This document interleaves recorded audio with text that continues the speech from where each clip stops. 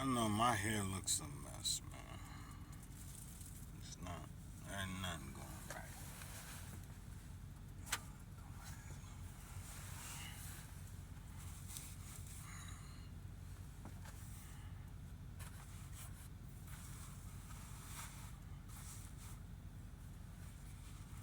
I look better.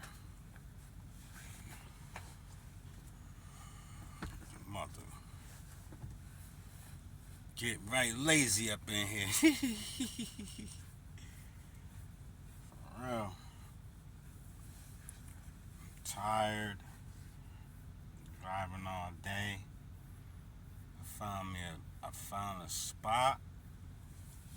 I grabbed me a spot. Dude pulled out. I jacked it. You know what I'm saying? It didn't take me long. I parked by the scales. I was right by the scale.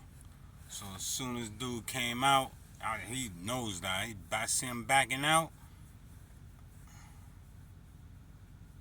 I ran up over there and got position so I could pull in the spot. Cause when you get down to like an hour left, you gotta start looking for a parking spot, or an hour and a half. I had about an hour and a half, so I started looking for a parking spot, man. And I found one.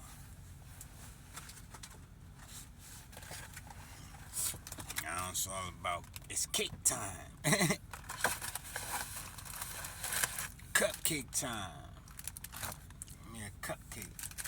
When I get a parking spot, I get a cupcake. Right?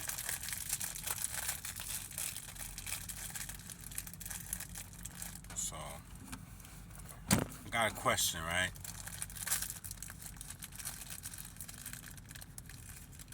If, all right, I got a question. Say for instance, right? Let's just say hypothetically. Let's just say, right?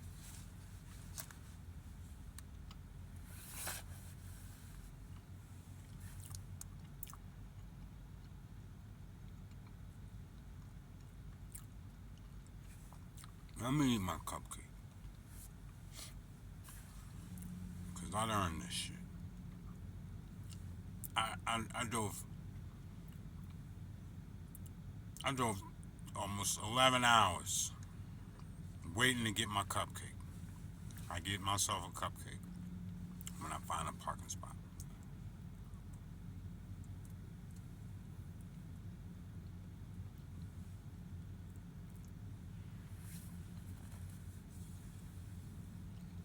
Hmm.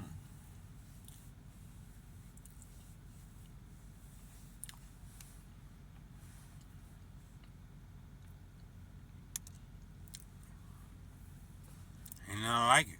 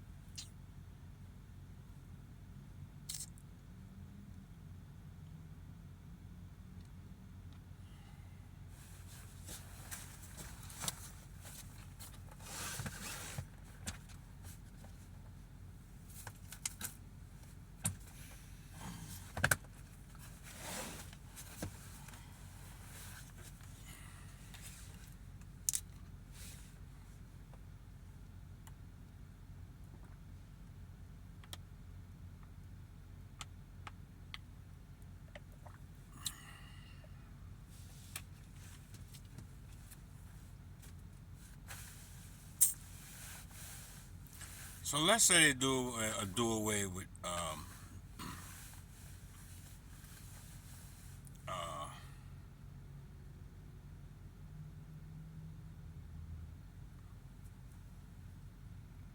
I want to say they, but just imagine, right? Let's just imagine. If you know about blockchain technology, right? Transparency, total, you know, no middleman, right?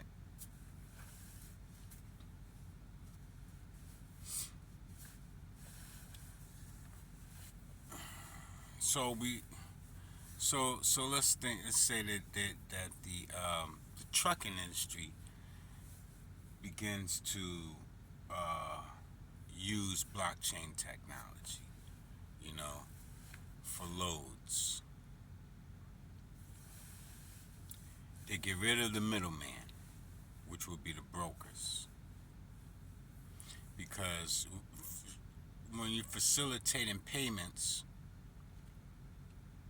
for goods and service, they're using they you know they say, oh, we're gonna move, we're done with the, you know,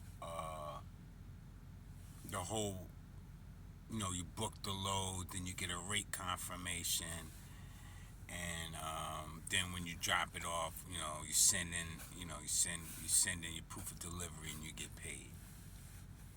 Let's say, I think that they might be moving towards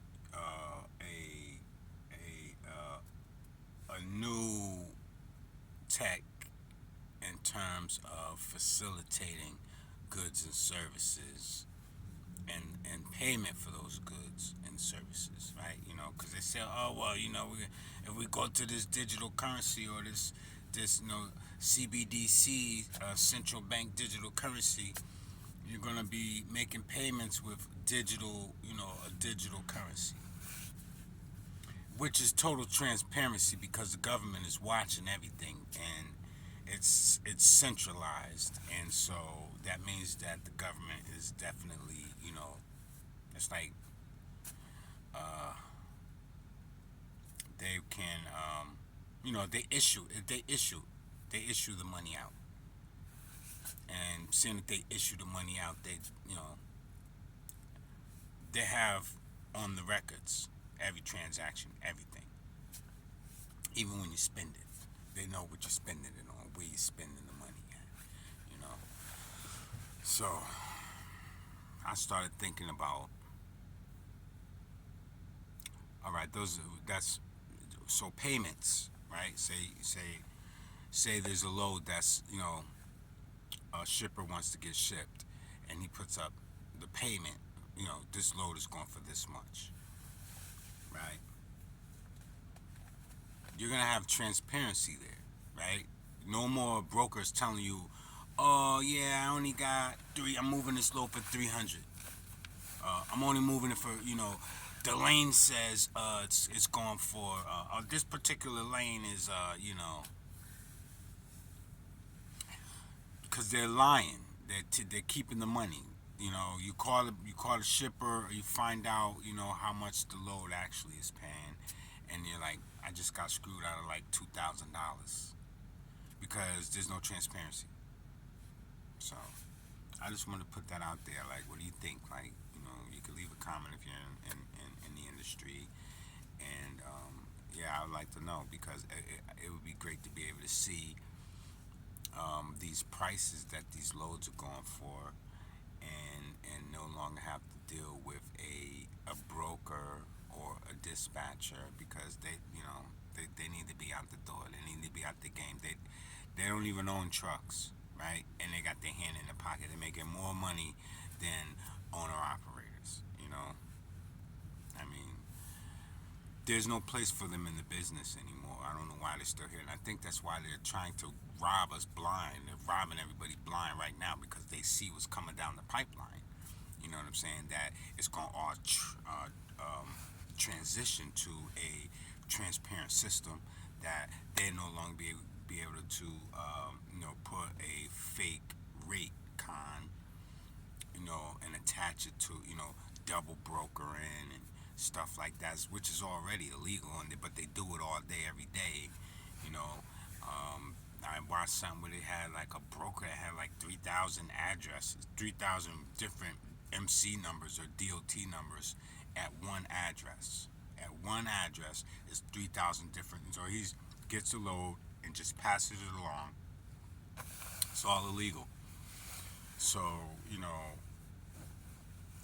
Forget which of the cryptos that was speaking. I think it was. I know which one it is because that's Amazon's using them. Um, there's a whole lot of big corporate companies right now that have they adopted that technology because with the smart contracts, what I'm saying, they can put those things into motion in terms of using the tech for the business to function on a daily basis or within their organization and stuff. And I remember I read up on it, and I was like, wow, these companies here are looking at this, and it was like Amazon. Um, I remember Amazon because it stuck out to me, um, and a couple more. But I mean, those are big enough names right there for you to kind of look at it and say, well, you know, um, this might be worth looking into, but or looking forward to actually, because if you don't have nothing to look forward to, then you literally just are waiting for nothing to happen. But if you're looking forward to something to happen, as they blockchain becomes more and more of the like household name and or use cases, widespread mass adoption. Um, there's a lot of all of this stuff that's been in the talks for some years has they're speeding it up now. They're speeding it up because of the economical situation. The global economics, geopolitical, whatever. All of this stuff is it's been in the works for a while. So right now you're seeing what you're seeing when you have all these bank collapses. These sites and things that are just kind of filing bankruptcy. It's becoming more and more of a conglomerate of the just like the cryptos. Like you'll have a ton of cryptocurrencies, but in the end, there's going to be only a few that's going to be still in existence, which have regulatory clarity, which will be given that clarity from regulators. But then, I don't even think it's going to come from the regulators because the regulators ain't regulating. You know what I'm saying? They're literally just dragging their feet because they don't even know what they're doing. They're just buying time. Everybody's buying time, but as time moves on, because the discussion has been, put out there for some years now about about the blockchain technology and the use case for a lot of the different digital currencies. And then there's the ones that just have no use case. They're just like meme coins. They're just literally like just a fashion coin. Like I mean, it's not solving any It's not solving a real uh, you know it doesn't solve any problems that we have in a financial system. A global financial system, um, where currencies are devalued and things like that, like entertainment coins or something that you can probably flip to your barber and say, hey, this is for my haircut. You know, here's a headquarter. you know, but yeah, I mean, you see a lot of this stuff happening, but I'm thinking about the industry. I'm thinking about because there is a I forget the name of that crypto. There's one of them I know the name of, but the other one, they're using this tech for shipping and receiving. They're using it for because they have the AI involved in it too, and they're using it for the um, like tracking the product. You know, it has a lot to do with the barcode and scanning this and scanning that, and things being encrypted, and the even the routes that the trucks are taking. Um, the fuel stops, the whole logistics and everything is on. It's on the Ethereum network, and I forget the name of that coin. I ran into a guy from California one time. I forget. I think I was in Texas. Yeah, I was in Texas, and he was talking about. He said he had invested in it early on because, of course, he was. He's into. Well, he probably lived in Silicon Valley. You know what I'm saying? Who knows? But he was driving. He had some box trucks, and he was just telling me about like this particular crypto, and what the use case was. And I did some research and I came across it. I actually out west, I actually saw some of the trucks, and they had ads on advertisement on the side of the truck. So I'm like, damn, wow. You know, of course, if you're in the tri-state area and the East Coast, and you don't know what's going on out west, of course. You don't know what's going on in Silicon Valley if you live in the Big Apple unless you're traveling out there. You know somebody. So, but yeah, these things are starting to kind of like get more and more, like, you know, they're working their way into the fiber of the country. It's into into the everyday fiber of business. It's like fiber optics. You know, it's this stuff is coming together, and it's they're pushing to get it, get it popping quick, because they're losing the race. It's like the fourth industrial revolution. You know, um, and you talk about the different, you know, the industrial revolutions where they had cars come along, trains come along, the computer comes along, and it just changes it. It disrupts the current system and brings a new system. So now you have this whole digital stuff where we're going from analog to digital anyway. You know, dial up is done, but we have to always keep in mind this trend. All of our goods and services. Either we import or we export, but we definitely it has to get transported.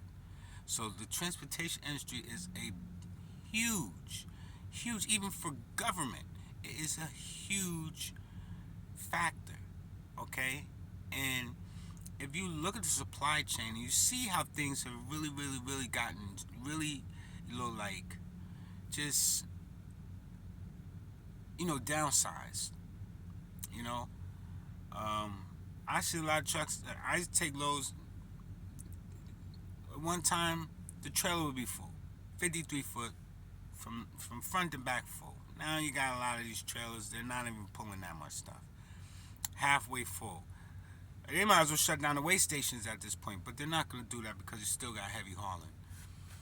But a lot of these loads, they'll try to max you out. They'll try to max you out on your loads. But, I mean, I don't want to get off subject, but the supply chain,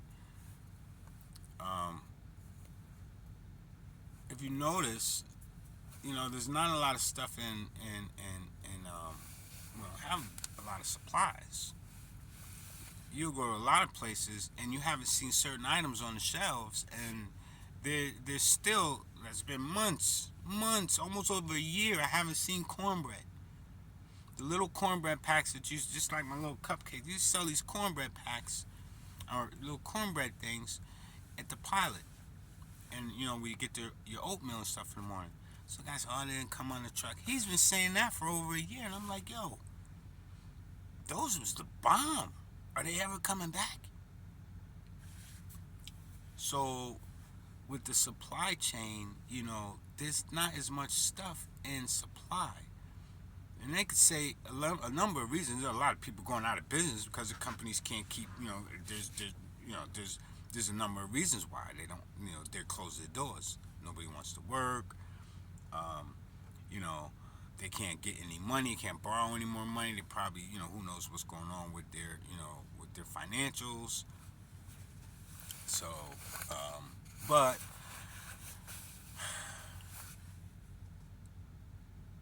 it can be affected by a lot of the, transportation aspects of, supplying these shelves and stocking the shelves.